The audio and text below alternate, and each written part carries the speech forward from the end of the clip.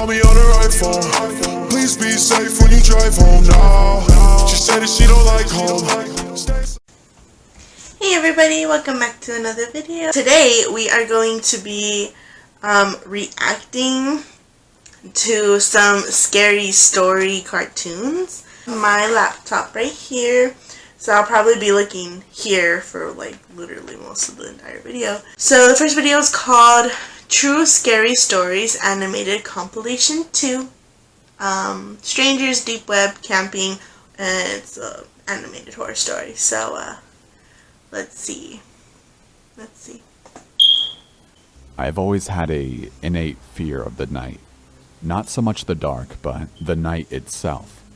As a child, my imagination was overcome with stories of creatures that come alive at night and the safety offered by a house and light. I never had anything to base this fear on, until a night when I decided to go with a buddy of mine to a baseball game and got stuck at a light at 2 a.m. after dropping him off at home.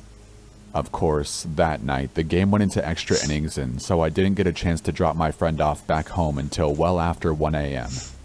Everything was fine on the way home until I hit a light right before the street that led to my house. It was a T-junction and I was turning left. The light is one of those that you think is broken until it finally turns green right when you finally decide to just run it. So, of course, I pulled up right as the light turned red. I would have just run the light, seeing as no one was there and it was closing in on 2 a.m. on a school night. But earlier that week I had heard the phrase, character is what you do when no one is looking, and for whatever reason, that was the night I decided to prove to myself that I was a man of character. Big mistake. I pulled to a stop at the light, feeling good about myself, bordering on self-righteous, when I happened to look out of my window to my left and noticed a lady sitting all alone on a bus bench. We made brief eye contact and I quickly looked away. Ew. It was too late. I could see movement out of my peripheral vision and knew she was coming my way. I looked out the window and noticed she was carrying a bag. I quickly checked that my doors were locked and that all my windows were up. I then moved my right foot above the accelerator just in case and braced myself for what was to come. I was hoping it would just be an awkward exchange and was praying for a quick light change before she reached me so I could just get out of there. But I knew there was a slim chance of that. Oh, hell no. She walked right up to my window, put down her bag, and began to tap on my window. I nervously looked up at her, and she mentioned for me to put my window down. I had automatic windows, so I just imagined pushing too hard on the window button and that thing just coming all the way down. So I took a deep breath and lightly flicked it with my finger. The window moved microscopically down, but she didn't seem to notice or care. She then leaned in and began to talk. She said, "My boyfriend beat me up. I have a friend who lives down the street. Can you give me a ride?" I should stop and give you a brief physical description of the bag lady. She was small and skinny and kind of an indeterminate age. She was either in her mid-20s and had lived a hard 20-plus years on the street, or she was 60-something years old who had lived a moderately hard life on the street. All that to say, just by looking at her, there was no way to verify her story. She looked beat up by life, not just by a boyfriend. But there was something about her delivery. It was robotic and seemed practiced, like she was disconnected for the moment. That made my skin crawl. And after a brief, maybe about a second debate on whether I should do it, I told her that I had to get home and that I couldn't give her a ride. After my first refusal, she leaned in closer and said the same thing again. "My boyfriend beat me up. I have a friend who lives down the street. Can you give me a ride?" This time, I felt more confident when I declined to give her a ride and told her I had a curfew and had to get home. She leaned in a third time and began her statement again. "My boyfriend beat me up." At this point, the light changed and I slowly lifted my foot off the brake and started slowly rolling forward and began muttering an apology. She didn't move. She just looked at the light, looked down at me, leaned in closer, and said 5 words that have haunted me ever since. "You made the right decision." Then she picked up her bag and walked back towards the bench. I peeled out of the intersection and cried and screamed all the way home. I have no idea what she planned to do, or if there were more people waiting to jump in my car from the bushes had I moved to let her in. But that encounter has haunted me ever since, and has confirmed in my mind Okay, that was that gross. nothing good happens after dark. Next story. This is why you shouldn't talk to strangers, kids. Okay. I was on an equestrian team throughout middle school with about 9 other girls. My coach's name was Deborah, and one of the most awesome things about Deborah was that she'd always take our teams on reward trips or events. Trips included outings such as movies, water park dates, or just barn sleepovers. This particular trip was a trail ride overnight. We were ecstatic as trail overnights were only a summer thing, and it was one of the first ones of the year. Basically, a trail overnight was a weekend that we would go on a 3-day-long trail ride. We'd pack a bag or two, meet up on Friday morning at the stable, load up our horses and bags into the 3 trailers, and be on our way. That was exactly how it happened this particular trip. Everything went exactly as it should have, and we set off to a trail near the Sleeping Bear Dunes, as I live in rural Michigan. Things got odd a few hours into the trip. We had all left at about 7 in the morning, so that left us with plenty of daylight to do fun stuff after we got settled into the campsite. Deb had us all saddle up to go along the Lakeshore Trail. Once everyone was in the saddle, we set off on a narrow, single-file-only trail that wound through some woods and eventually would lead us to an overlook of the beach. I was completely in my zone. My horse, Aries, was not. It was like he and a few other horses were sensing something that nobody else did. But we chalked it up to being in a new place. Always listen to your horses, or to your animals, really. Because they have, like, a super sense that humans don't got. That we had never camped They're smarter before. than us, guys. Being that Aries Listen was to a them. Mustang, I thought maybe his wild instincts were kicking in after a few years of being domesticated as well.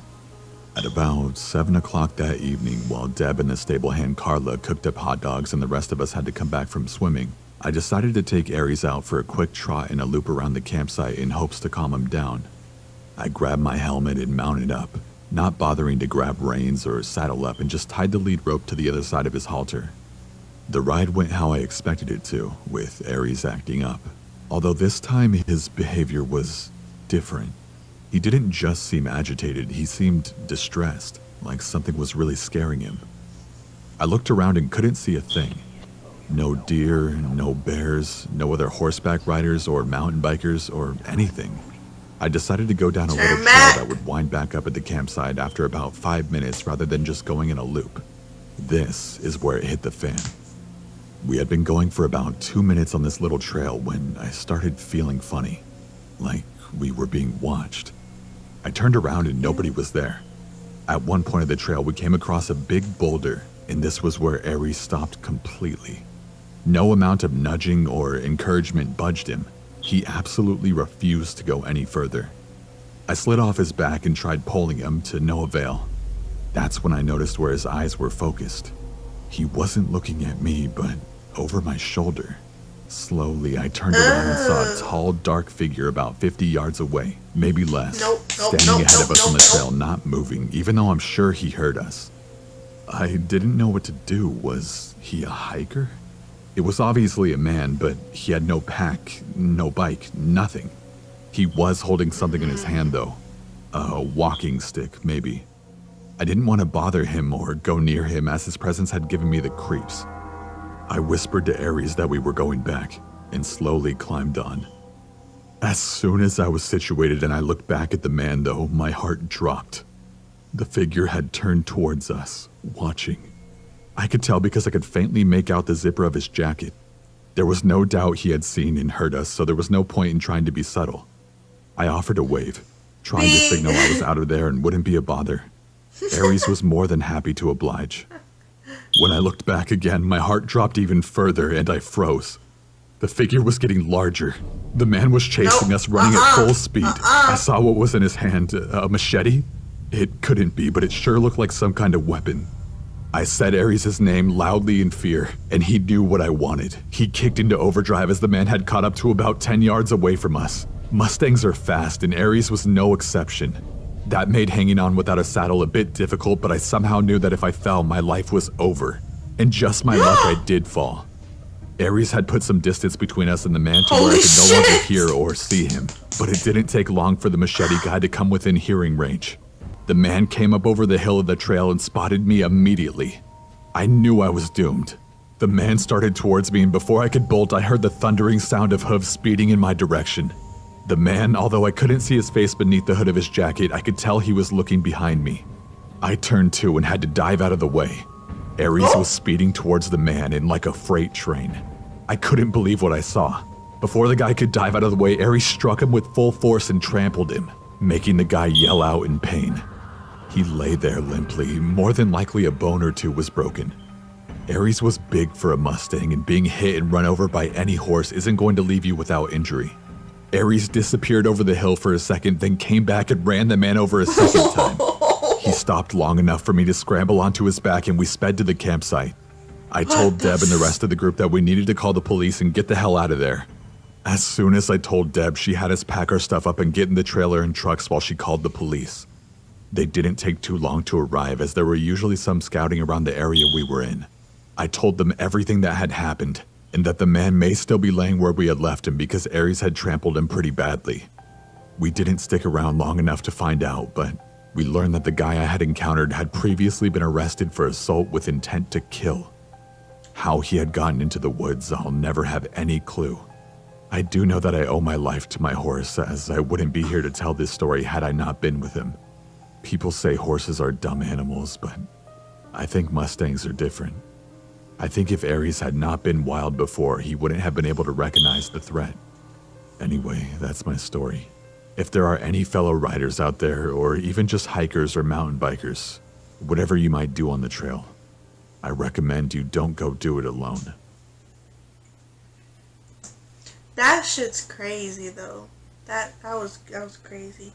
I don't think any animal is dumb. I think animals know. Like, they have a sixth sense that we don't got. But like, that was crazy. That was cute though. That's why I love animals, man. They're so fucking smart, bro. We're gonna do one more story, and then I'll cut this video short because I don't want it to be too long. But I'll make a part 2, don't worry. Bless you.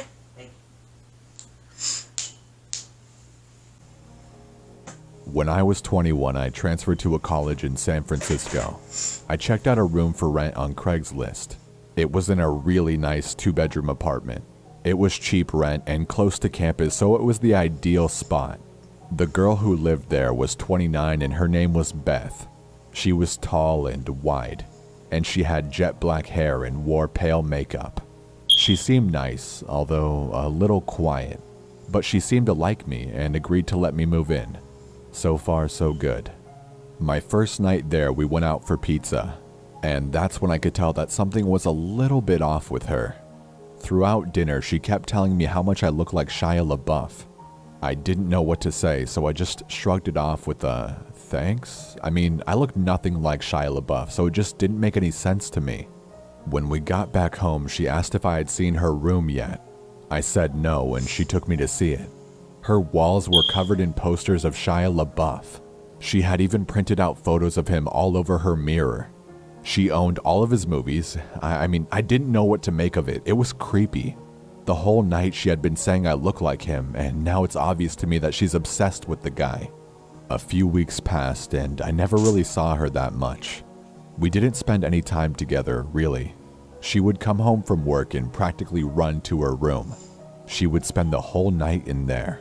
She had this really creepy high-pitched giggle, and I would hear her giggling through the walls at night. I wondered what the hell she could possibly be doing. Occasionally, she would come out and talk for like 2 minutes, and then she would always be slurring her words, so I suspected she was drinking a lot. Sometimes she wouldn't say anything, and she would just stand in the hallway and watch me in the living room. I would turn and see her and be surprised and say something like, "Hello, Beth." And then there would be this long, awkward pause, and she would just give out her creepy, high-pitched giggle. It was uncomfortable being around her. She gave me the chills.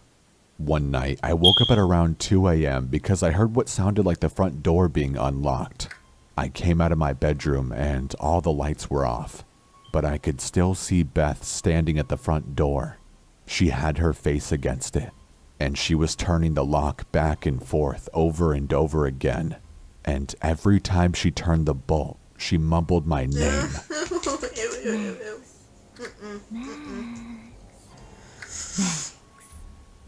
Seeing her standing in the dark and mumbling my name really freaked me out. And it doesn't help that she kind of looks like a bigger version of the girl from The Ring. I just quietly went back to my room and tried to sleep. One night, I was watching Gladiator and she stumbled out of her room and turned on the living room light, forcing me to pause the movie, which was annoying. She then asked me if I wanted to hear about her ex-boyfriend. It was an uneasy segue into the topic, but I just said sure and then awkwardly sat back to listen to her. 10 minutes into her story and she was extremely riled up. She was screaming at the top of her lungs about their breakup. I was worried that the neighbors were going to call the cops and she wasn't listening to me when I was asking her to lower the volume. Amidst all of her screaming, one thing she said really freaked me out. She was in such a fit and she yelled that she'll slit his fucking throat. That was a big game changer. Suddenly I had no idea what this girl was capable of. I mean, she was practically a stranger, and everything I had seen was becoming alarmingly disturbing. After a few more minutes, she told me thanks for listening and started doing her giggle. I got out of there pretty fast and went to my room to go to sleep. I had a pretty unsettling feeling about being in the house with her. And what's worse is that there was no lock on my bedroom door. I pushed the edge of my dresser in front of it to act as like a little barricade. I woke up in the middle of the night to the sound of my dresser scraping against the floor. Beth was pushing the door open. I turned on my light, shouting at her to stop. I could see her through the opening of the door. She was so drunk and had this insane look in her eyes. I pushed the door closed and yelled at her to go to bed.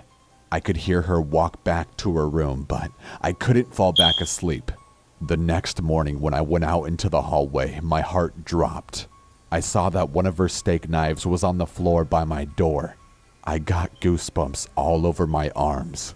All I could think about was her saying she would slit that guy's throat. I confronted her about it, and she said she didn't remember trying to push my door open. She said she didn't even remember telling me about her ex. I had enough. My lease was month to month, so I found a new spot and moved out. About a month after I moved out, she contacted me. I was at the movies and my phone was off. When I got out, I turned my phone on. And to my shock, I received 40 plus text messages that she had sent me over the past 2 hours. They were all just insane texts that ranged from everything between, "Hi, how are you?" to, "I fucking hate you." It was insane. I didn't respond and I never heard from her again.